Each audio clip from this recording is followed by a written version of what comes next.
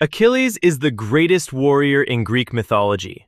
Even 3,000 years after his story was first told, we still use his name when talking about weakness. But the Achilles most people know today is partly a later invention. The famous heel never appears in Homer, and the idea that his entire body was invulnerable was added by a Roman poet nearly 800 years later. Yeah, seriously, the most famous weakness in mythology isn't even part of the original story. A goddess actually had to grab Achilles by the hair to stop him from killing his own commander. His closest friend wore his armor, went into battle pretending to be him, and never returned. Achilles chased Troy's greatest warrior around the city's walls 3 times before driving a spear through his throat. And after everything was over, his ghost said he would give up every piece of his fame just to be alive and unknown for one more day. So how did the greatest warrior in Greek mythology become one of the most tragic figures in ancient literature? The answer doesn't begin on a battlefield. It begins at a wedding. Achilles' mother was Thetis, a beautiful sea goddess whom both Zeus and Poseidon wanted as their wife. But there was a prophecy. Thetis would have a son who would become greater than his father. If Zeus married her, and their son became more powerful than the king of the gods, that could become a serious problem. Zeus brought the matter to Poseidon. She's going to have a son stronger than his father, so if either of us marries her, her son could become stronger than the king of the gods. A problem for us? Yes. So not for some mortal king in Thessaly. Find her a mortal. Thetis was married to a mortal hero named Peleus. He was a great warrior, but he was still mortal. And Thetis never forgave the gods for that downgrade. At their wedding, an uninvited goddess threw a golden apple into the crowd. That one act began a chain of events that would eventually lead to the Trojan War. The war that would eventually kill Achilles began at the wedding of his own parents. Thetis knew that her son had 2 possible destinies. He could live a long and peaceful life with nobody remembering his name, or he could live a short and brilliant life whose fame would echo forever. Glory or longevity? Pick one. Now, the version you've probably heard says that Thetis dipped the baby Achilles into the river Styx, holding him by the heel, making every part of him invulnerable except that one spot. It's a great story, but it was written by a Roman poet named Statius almost 800 years after Homer. In the original poem, Achilles has no magical protection. He can bleed, he can be wounded, he's mortal. Remember that because it completely changes the ending. Peleus sent the young Achilles to be raised by Chiron, the wise centaur who lived on Mount Pelion, right here in Thessaly. Chiron taught him warfare, hunting, medicine, and music. By the time Achilles became a teenager, he was already the most dangerous person on the Greek mainland. Growing up beside him was Patroclus. He had no divine blood and no great prophecy. He was simply a mortal boy who had been sent to Peleus's court after killing another boy during a fight. Achilles and Patroclus became inseparable. When the Greeks began gathering their army for Troy, Thetis disguised Achilles as a girl and hid him among the daughters of King Lycomedes on the island of Skyros, right here. The greatest warrior of his generation was hiding in a dress among princesses. But it didn't last. Odysseus sailed to Skyros disguised as a merchant. He spread out gifts for the princesses, jewelry, perfume, clothing. But hidden among those gifts was a shield and a spear, while someone outside sounded a war trumpet. Every princess screamed and ran. One of them grabbed the spear. Odysseus looked directly at Achilles. Found you. Was it the spear that exposed me? It was the war cry. When do we sail? Achilles had already chosen between his 2 possible fates. If he was going to die young, then the whole world would know his name. The Greek fleet gathered at Aulis, right here on the coast. Agamemnon, their commander, had to sacrifice his own daughter, Iphigenia, simply to get the winds blowing. The fleet sailed, and for 9 years the Greeks camped outside Troy's walls, right here on the coast of modern-day Turkey. Achilles spent those years raiding allied cities and building his reputation. He took a woman named Briseis as his war prize. 9 years passed and Troy was still standing. Then, in the 10th year, everything began to fall apart. Not because of an enemy army, but because of an ally. Agamemnon had his own war prize, a girl named Chryseis. Her father was a priest of Apollo. When Agamemnon refused to return her, Apollo sent a plague through the Greek camp. Soldiers began dying. Achilles forced Agamemnon to give the girl back, and Agamemnon's answer was to turn around and take Briseis from Achilles. "I'll return the girl, but I'm taking Briseis. My prize? I won her, and I'm the commander, so she's mine. You don't fight, you don't bleed, you just take. Keep talking, Achilles. See what happens." Achilles almost killed him right there. Athena had to grab him by the hair and stop him. Instead, Achilles did something even worse. He withdrew the Myrmidons from the war completely and asked his mother to make sure the Greeks lost without him. He didn't just want Agamemnon to miss him. He wanted to see Agamemnon crawling. At the time, that decision seemed small. It wasn't. And Patroclus was right there watching everything happen. Without Achilles, the Greeks began losing badly. Hector pushed them all the way back to their ships and set the ships on fire. Agamemnon sent Odysseus, Ajax, and old Phoenix to Achilles with an enormous offer. Return Briseis, mountains of gold, 7 cities, and marriage to Agamemnon's daughter. Achilles didn't even get to his feet. "You could offer me everything he owns. I'm not fighting for a man who took what belongs to me." Ajax tried another approach. "Forget Agamemnon. Your friends are dying out there. Fight for us." That worked. Achilles said he would join the battle when Hector reached his own ships, but not before. If Achilles had stopped there, this would have been a completely different story. Hector's forces reached the ships. The fleet was burning.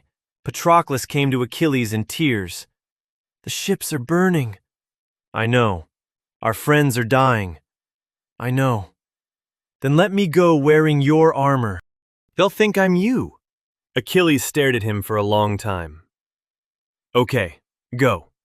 Push them back from the ships, but don't go anywhere near the walls of Troy. Come back, yeah?" "I will." As Patroclus walked away, Achilles prayed to Zeus. 2 requests. Let Patroclus drive the Trojans back, and let him return home safely. Zeus granted the first request. He denied the second. Patroclus led the Myrmidons into battle. The Trojans panicked. He killed dozens, including Sarpedon, the son of Zeus himself. And then he did exactly what Achilles had warned him not to do. He charged all the way to the walls of Troy. Apollo struck him from behind. He knocked the helmet from his head and stripped the armor from his body. A Trojan named Euphorbus drove a spear into his back, and Hector delivered the final blow. It took a god, a soldier, and a prince to bring down one man who was pretending to be Achilles. That's how dangerous the real Achilles was. Patroclus looked up at Hector with his final breath. "You're only the third to kill me, and you won't last long either." When the news reached Achilles, he screamed so loudly that Thetis heard him from the bottom of the sea. He clawed at his own face. The soldiers had to hold him down because they feared he would kill himself.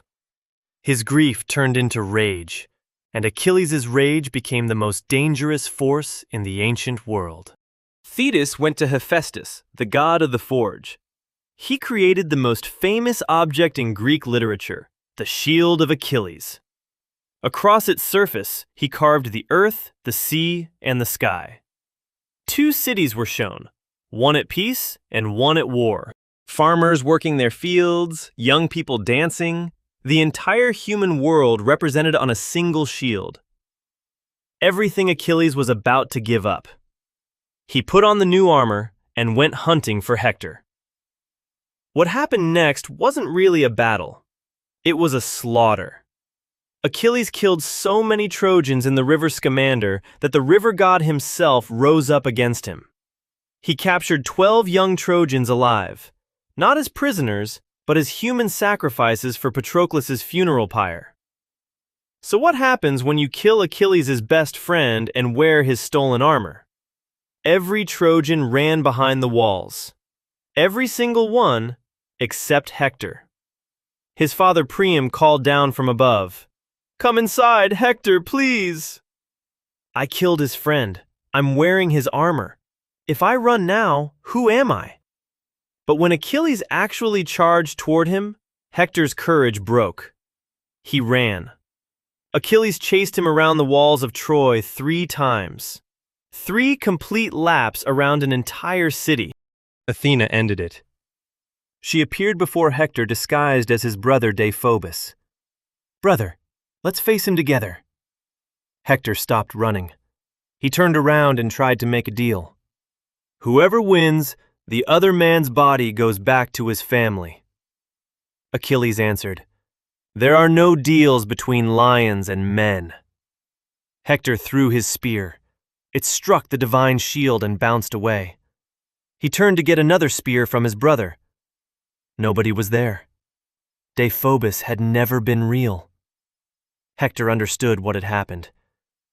"The gods have called me to my death. Fine. Let me die in a way that people will still remember." Achilles found the one opening in the armor, the same armor Hector had stripped from Patroclus, and drove his spear straight through his throat. Hector's final words were a prophecy. "At the Scaean gate, Paris and Apollo, remember that." Achilles stripped the armor from the body, drove leather straps through Hector's ankles, and dragged him behind his chariot back to the Greek camp. He dragged the body around Patroclus's tomb every day for 12 days. At night, Patroclus's ghost appeared. He begged Achilles to hold the funeral so that his spirit could finally rest. He told Achilles that his own death was close and made one final request, that their ashes be placed together inside the same golden urn. Achilles reached for him, but the ghost slipped through his arms like smoke. Then came the moment that turns the entire poem upside down. On the 12th night, the god Hermes guided old King Priam alone across the battlefield and into Achilles' tent. Priam fell to his knees and kissed the hands that had killed Hector. "Think of your own father, Achilles. He's old like me. He waits for his son who will never return home. I have kissed the hands of the man who killed my child." Achilles looked at Priam and saw his own father, Peleus, the man he had chosen never to see again. For the first time in the poem, Achilles wasn't crying from rage. He was crying because he understood. He returned Hector's body, granted a truce for the funeral, and that is where Homer's Iliad ends. Not with Achilles' death, not with the fall of Troy. It ends with 2 enemies crying together over everything the war had cost them. But Achilles wasn't dead yet, and the way he finally died was nothing like the legend most people know. After the Iliad, new allies arrived to help Troy. Achilles killed them all, including an Amazon queen whose face stayed in his mind after he removed her helmet, and an Ethiopian king in what the ancient writers described as his greatest single combat.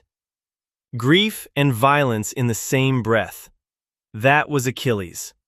And carried by that momentum, he charged straight toward the Scaean gate, the place Hector had named in his dying prophecy.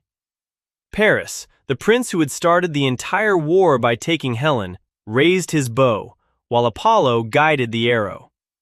In the version most people know, that arrow struck Achilles in the heel, the one unprotected place left after the Styx. But that story was written almost 800 years after Homer. Homer's Achilles had no magical weak spot. He was mortal. The heel is a later story people invented to explain how someone so dominant could be killed by Paris.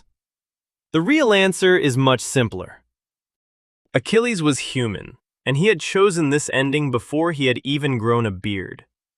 After his death, the Greeks mourned him for 17 days. His bones were placed together with Patroclus's inside a golden urn, together in death, just as they had been in life. His divine armor was given to the greatest remaining Greek warrior. Ajax, who had carried Achilles' body from the battlefield, believed the armor rightfully belonged to him. Odysseus argued his case and won. Ajax went mad from shame and killed himself. Even after Achilles was gone, his story continued destroying people. But the most devastating moment comes later. In the Odyssey, Odysseus travels into the land of the dead and finds Achilles' ghost. He tries to comfort him. "You're a king down here, Achilles. Your name will live forever." Achilles cut him off. "I would rather be a living slave, working in some poor man's fields, than rule over every dead soul who ever lived." He got exactly what he had chosen: eternal fame, immortal glory, the most remembered name in 3,000 years of storytelling. Yet from the other side of death, he would trade all of it for one more ordinary day of being alive and being nobody. Achilles' story is almost 3,000 years old, and it still carries the same lesson it carried when it was first told. The thing you're willing to die for may not actually be worth dying for. Achilles discovered that truth. He simply discovered it too late.